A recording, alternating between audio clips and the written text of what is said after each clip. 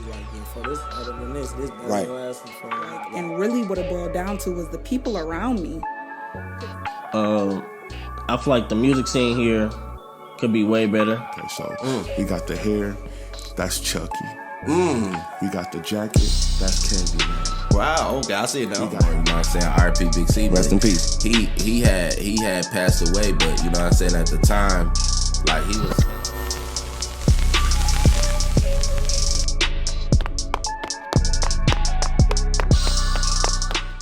All right, 3, 2, 1. Man, y'all know what's going on, man. It's your boy Nightfall, man. We live with another Step Up to the Mic podcast, man. And I'm going to go ahead and let this artist introduce himself, man. He been doing a lot of big shit in the city. Go ahead, tell him who you is and what's going on, gang. It's your guy, Drama G, GGE, Rap a Lot Midwest, Come Clean, TDP, Mob Tab. Yes, sir. Yes, sir. Yes, sir. And I appreciate everybody who been watching, who been sticking to and who been enjoying what we've been doing for the podcast and for the city. You know, like I said, we do this for y'all, man. But we gonna dive into this conversation just like this, man.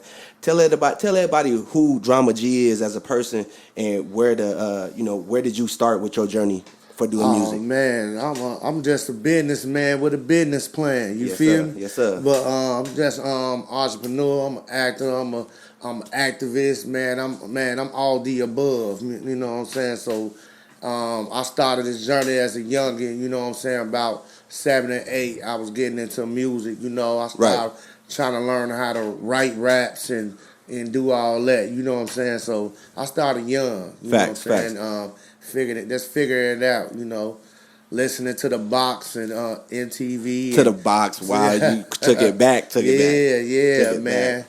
Channel 13 on the Box, you don't know about that. You know what I'm saying? Yeah. Chicago station. So tell us about, your journey as being an artist and, just how you began making music.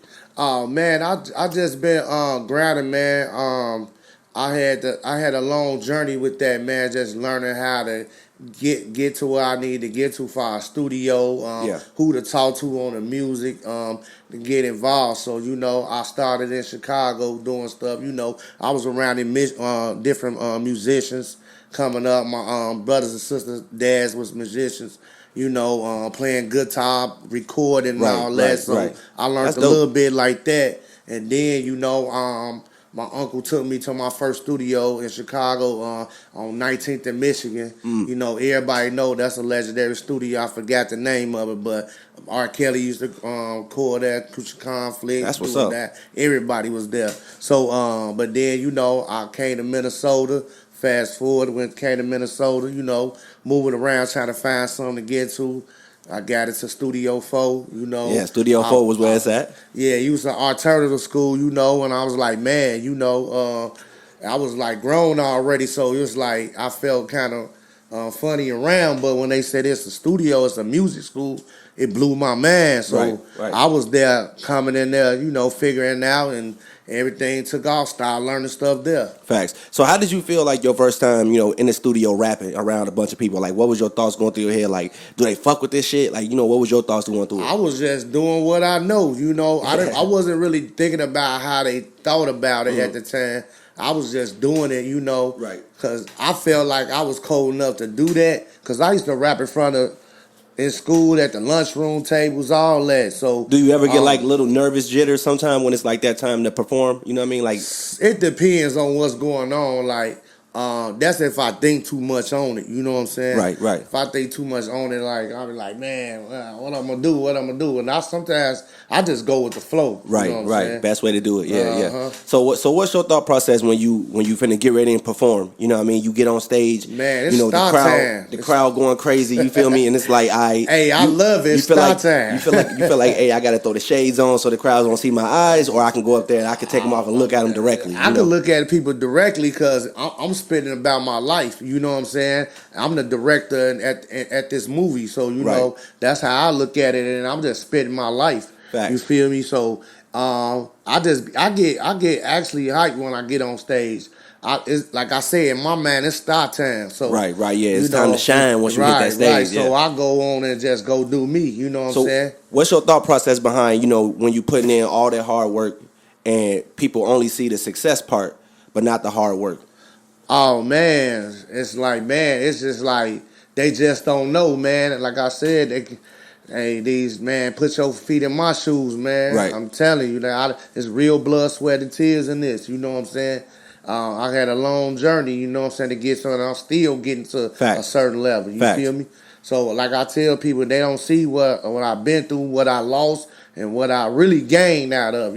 Sometimes they don't really see the actual success of what you're doing and what you accomplished. Facts. It's hard work through this because right. they don't know what I do. Like I said, what I do is for all of this, I'm doing my own editing. I come up with my own ideas, thought process behind everything. So it's a lot when you're doing this behind the scenes shit. Yeah. All y'all see is the success, but I love that y'all see that because then y'all think like, hey, this shit might be easy, but look, it's really hard. You feel me? It's because like I said, they don't see the background. I do the back, the things I do behind the scenes. Man, I'm putting teams together. I'm putting money behind people. I'm helping them get to where they need to do. I'm coaching them, I'm guiding them. I'm taking these trips. I'm talking to these people when they don't want to, deal with certain things. Facts. I'm going out, setting up, meeting with people, behind the scenes. I'm doing a lot now, and I'm a lot of big people shit in the position. city. Y'all better tap in for real because he definitely doing that shit. So let's dive into the your labels. So GGE. Yeah. How did that start? Let's start with that one. I started that a long time ago. I started in way like I was hollering Go Getters Entertainment in 96, 97. Oh, damn, I was 6, 7 years old around 97, then. Yeah, 97, 98. You know what I'm saying? This was Juvenile. They had 400 Degrees. It just came out or something. Right. Master P was out. Like, I remember, that's rapping about it. Like, man, Go Getters Entertainment. You know what I'm saying? I was just saying that at the time. Facts. Fast forward, like, in 2007, I made it a legit business. I learned that on my own, just like researching how to solidify me as a business. Right. You know what I'm saying? I learned all that on my own. Nobody taught me. I went and figured it out. And what does it mean again, GG? Go Getters Entertainment. Go Getters Entertainment. Yeah, GGE, Go Getters Entertainment. So how did we get the Rap-A-Lot and the Mob ties going? Okay, so the thing is, man, I've been tapped in with Scarface since I was a shorty. Right. I had met him like about 8, 9, maybe I was 10 years old at a dope. picnic in big, Chicago. Yeah. My uncle had brought me, you know what I'm saying? I was just around the guys, and I was one of the shorties out of all the other little guys that was around that I guess stood out with I was with the older guys, so I just went and then they introduced like, yeah, he be rapping. Facts. You know what I'm saying? All that type of move, you know what I'm saying? And then he know what I'm saying? I was just shaking his hand. He was just letting me know, hey, keep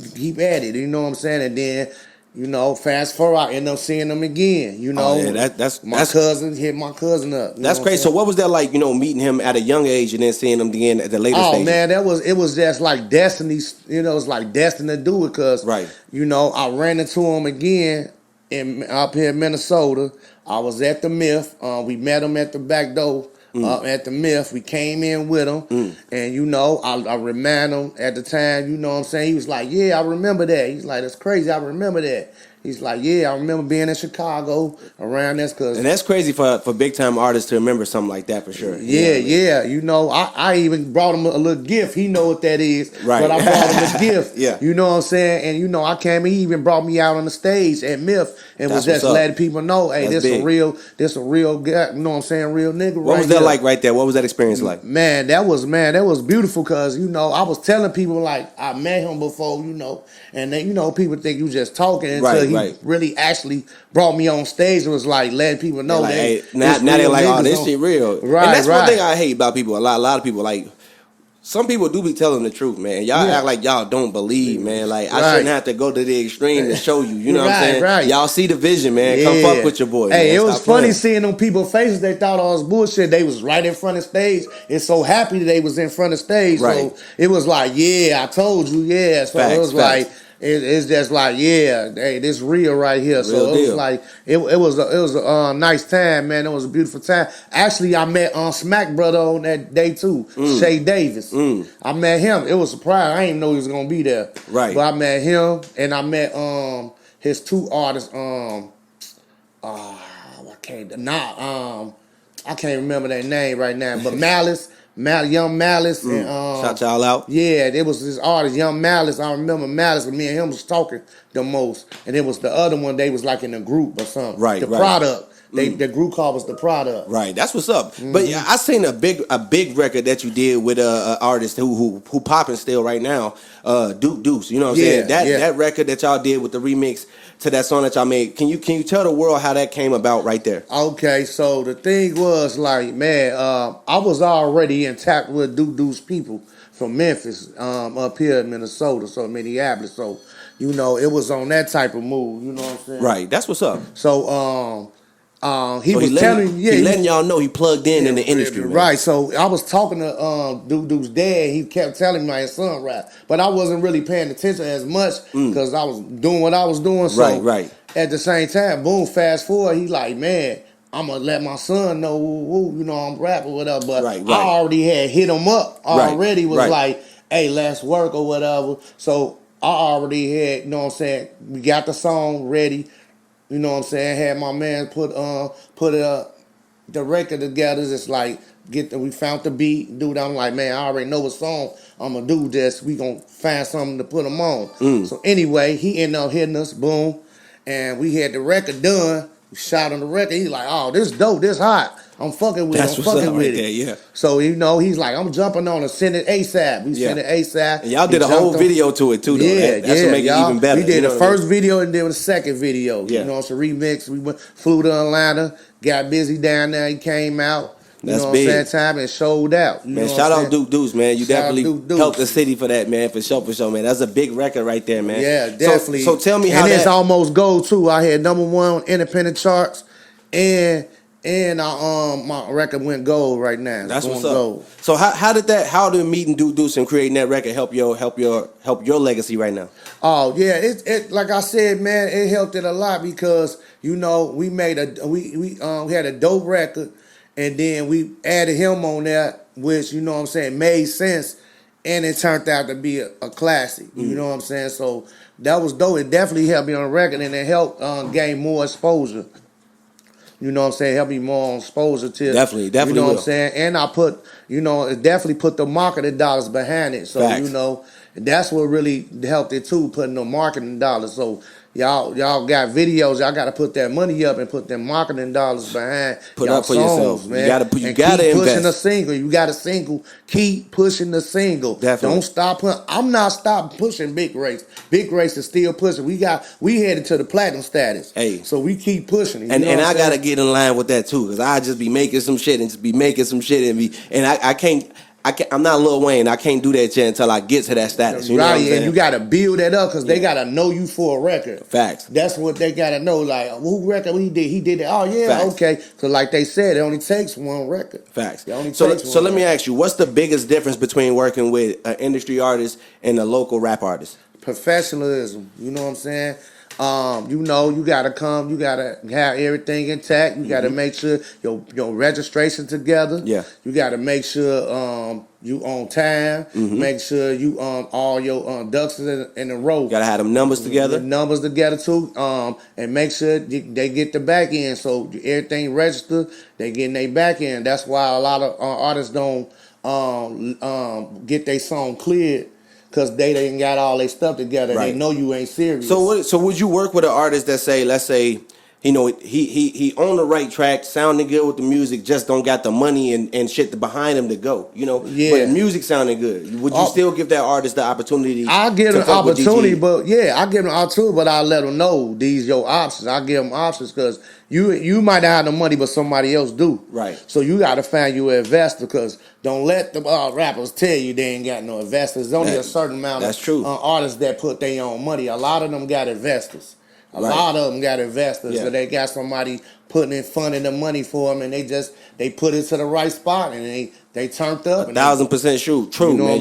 You gotta have some type of funds coming into it, or somebody gotta believe in you enough to put that up to you. Now, musically alone, do you think that's enough for somebody to be like, I want to invest in you, or do you think y'all gotta build that foundation first? You gotta build that. You know what I'm saying? They gotta trust you and believe you, and you gotta have more than just music going on.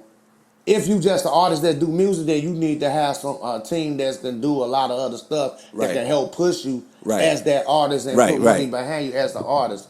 because you're going to need a lot, you know what I'm saying, is music. Music used to be you could just rap and get, do your thing. Now, in the industry now, you got to have more than music. Right. You know what I'm saying? So, I just tell artists, do more. Like No, my for real. man Like, Flizzy do you said. feel like artists got to be like, not only just seen, but seen for more than just music? You know what I mean? Like, all right, we know you rap, but what else are you doing? You know what I mean? Because these days, artists rap. Yes, we know there's billions of artists that's rapping now from whatever type of ethnicity you are. Yeah. But it's like, what are you really doing? You know what I mean? Right. Like, They want to know what you really doing, what if you capable of doing. And then, like I always say, teamwork make the dream work. And then you do that and get you a good team. And it's all about the movement too. It's all about movements. Movements bring money. Right. And labels love movements because they calculate a lot of dollars. Right. Because they can count basically how many people in your movement, that's how much money they can make. Right. Which you should look at it at the same time. Right. That's true.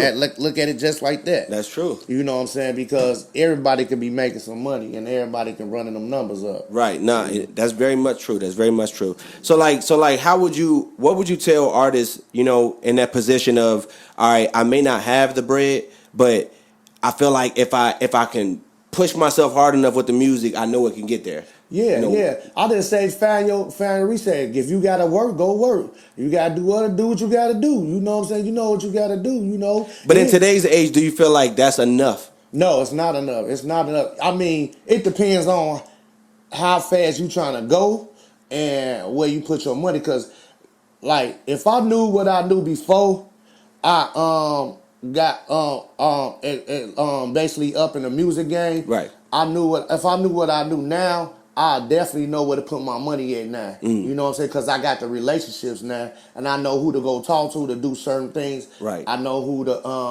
I know where, and that plus I know how the other ways to get other money too. Right. You know what I'm saying? So. Right. I mean, it's all up on the artists, and they just got to educate themselves. You know what I'm saying? Fact. Education is key. And have a good ambition, man, because it get times where you just want to say fuck it. Right. You know what I'm saying? But I mean, man, I came too far to do that. You know what I'm saying? Right. So let's switch it up a little bit, G. Let's switch it up. So let me ask you, like, what's something spiritually that changed your life for the better path of it? I know everybody been in a dark path, but what's something that was like, man, something that changed you to be like, man, I don't need to be doing this bullshit no more. I need to be doing something better. Not only just on my kids, but for me. You know what I mean? My kids lit me up because I was one of them people that really didn't give a fuck about shit. Right. You know what I'm saying? I grew up in a rough life. So, like, I cared about certain things, but that's about it. And that was a little bit, I was going through a whole lot as a youngin' coming up. So, I didn't really give a fuck about nothing. You know what I'm saying? Right. That's why I used to do the shit I used to do.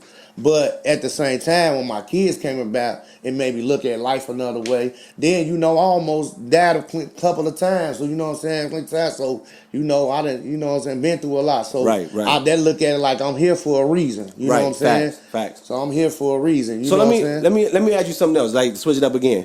What's your thought on that? People saying that, podcasters are they feel like podcasters are like the new police, quote unquote. What's your thoughts on that? That's on that them topic? people if they talking too much because they only doing their job of asking questions. It's on you to answer the question properly. If you want to, because really, it don't be the podcasters, it really be the people. Right. And some podcasters be knowing what they doing too, but it's like, at the same time, it's the other, you got to know how to talk to these people. Right, you got to know how to answer that, because even though I do podcasts, I know one thing for me is on here, I don't want to ask nothing that's going to lead to any type of controversy that way. So they should know that already. Off man. tops, you got to know how to answer. They know it's just like getting it interrogated a little bit in a sense. Right. You know a person, if they ask you a certain question, you know how to answer it. Right. Facts. You got to know how to come with that quick, fast response. You know what I'm saying? Right. But it got to make sense too. You know what I mean? So let me ask you this. I seen some posts again where they back to the woman and man dynamic of who's supposed to do this and who's supposed to do that. So I seen this post or this thing where it was a podcast with a famous NFL dude and then some female, and I guess the female was basically saying that men procreating too much, basically saying you basically if I got kids and stuff with another woman and I'm with the woman that I got kids with now, that those kids have it better than the other kids, Yeah. What is your thoughts behind that? Do you think that's true, or what you think about that? I just think men here to make babies anyway. You know what I'm saying?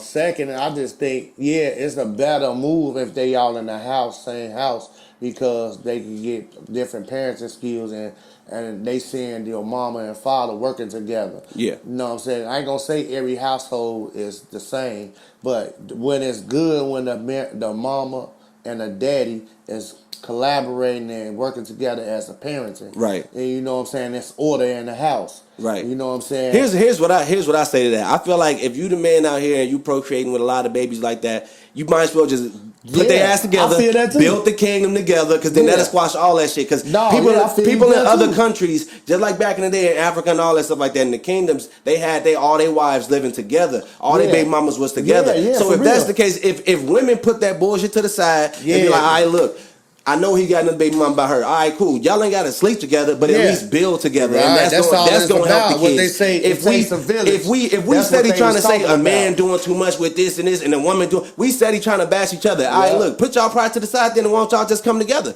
If that's the case, then that's gonna squash all the extra arguments. That was my whole thing too, and that's why I had to ask about it. I'm definitely with that. I'm definitely with like just come together. You feel me? Come together. That'll separate all the bullshit that y'all talking about, because we keep going with this narrative of what a man's supposed to do and what a woman's supposed to do. This ain't getting nobody nowhere, man. As podcasters and all that, we got to stop that shit. We got to stop that shit, man. As people in general, we got to stop with that narrative of spreading this false information of what we all supposed to do. We all human. You woman, I'm man. We got to do this shit together. If we ain't together, it's nothing, man.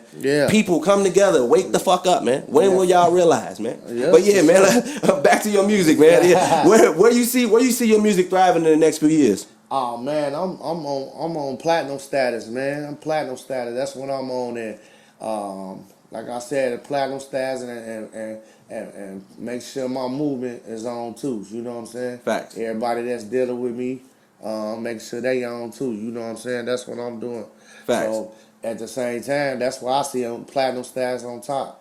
That's the only way I see myself. Big facts. And that's the only way up, man. You gotta see yourself as above and beyond, man. Like with everything I do, I put my all in it, man. And that's what you gotta do. Yeah, so definitely. If you out here trying to make something happen, you gotta put all your ducats in that shit. I don't give a fuck what it is. You know what I'm saying? You gotta believe in yourself. That's a part of believing in yourself. Straight up. What you feel like the biggest record you put out so far? The biggest record is Big Race right now. Big Race. That's the one charting. I got another record too, Gangsta Love. Actually finna like really push that, because the people in the industry want me to push that song. Facts. Like, that's a song you need to push. Facts. Too. You better push that. Then. But I still got other records. Like, I just had some calls yesterday for some major producers, and one of them from the city. He really like, man, we got some. I want to work. We can work. We got Facts. Got some major moves. Speaking of the city, man, like, what do you think the city could do to come together so we can really make the music scene popping up here? The majors, I mean, man, they just gotta work together and put their money up, man, and stop with the ego and pride thing, and put that to the side. And if you see people with avenues and they working, why not reach out to them and they offering the service and they telling you, hey, look, I can get you here. I got the door open and do this. Why not you taking that opportunity? Yeah. You letting that opportunity pass. You know what I'm saying? Right. I tell people all the time, like, man, I ain't gonna be here too much longer here in Minneapolis. So like if you that. want to work, let's I'm work. back and forth. I'm gone a lot, but I'm just building while I'm here. And then when I'm gone, it's like, hey, whoever got my number, they can tap in. Whoever relationships I got with, they can tap in with me. All the above. Let's go. You know what I'm saying? Definitely though, and for real, that's how it just got to be, man. Is it you got any artists that's coming out of your label that you want to mention? Oh yeah, Solid Foe Lucci. You know what I'm saying? He definitely busting. You know what I'm saying? I got need all y'all on the podcast too. Yeah, MG100 straight out of Memphis, Humboldt right there in Tennessee. You know what I'm saying? He on his way home. You know what I'm saying? I got him busting down there in Memphis. We got songs on the radio in rotation. We got songs on a couple of and other 19 other stations. You know what I'm saying? So, and my other artist, Delantis, he out of Humboldt as too. He out in Nashville. You know what I'm saying? Also got another artist from the West Coast, Cussy Jackson. You know what I'm saying? I recently just got them on the deck. You know what I'm saying? I really deal with artists that's like ambition and got a budget or something to work with. Facts. So I can show them results. Facts. You know what I'm saying? So So he's letting you know if you want to work with him, come with something. yeah, You know what I'm saying? and also NBF Saudi. Yeah. NBF Saudi. You Shout know what you I'm out, saying? yes sir. So, you know, like I said, I'm working all around, you know what I'm saying? I'm working on a couple of singers, seeing what's going on, and a couple of other female artists. Facts. I'm just trying to see where they really want to go. Facts, You know facts. what I'm saying? No, definitely, man. I definitely see big things from you. I know the people who watching, they see a lot of big things, and all your fans see a lot of big things. And shout out everybody who you done work with and who you done tapped in with, man. You want to let the world know where they can find your music and stuff like that? Yeah, man, you can find me at IG or Drama G the Chief, Facebook Drama G the Chief, or Drama G Go Get His ENT. On the X, you can find me The Real Drama G. You can find me on TikTok, Drama G _ Everything. G _ it's Chief. Yes, sir. You know what I'm saying? The Chief, my bad. Yeah. The Chief on TikTok. Also, man, what other social media I got, man? I got it. Man, that's Google Drama Man, G. look, all the links G. will be in the description, Yes, whether he sir. know him or not. It's gonna be in the description. Y'all know where to find him, Yeah. man. And like I said, before I leave the show, I like to always ask everybody who step on the show, can you give the world any type of words of encouragement? You know, we know the world could be going through the most fucked up times, and we need some uplifting in these times. So can you give them some? Man, keep pushing. Like I tell, keep pushing, man. You know, ain't nothing better than consistency and believing in yourself, investing in yourself. Keep Yes, sir. pushing. Whatever you put in, it's gonna come out. Facts. It's gonna come out anyway. You know, that work you're in. gonna get what you put in times 10. Facts. You just gotta keep pushing and keep going. I know you see all the little memes of the guy that's digging for gold, and he keep going, and about time he about to stop, the gold right there. He just had to keep pushing. Yep. You know what I'm saying? He would have found the gold. So I tell people all the time to keep pushing, man. Keep reaching. You know what I'm saying? The sky's the limit, man. And take off and Yes. do what you got to do. Beautiful, man. Y'all know what the fuck going on, man. And like I said, all the links will be in the description, man. Y'all like, share, comment, all that good shit, man. Until next time, man, y'all step up to the motherfucking mic, man. We out.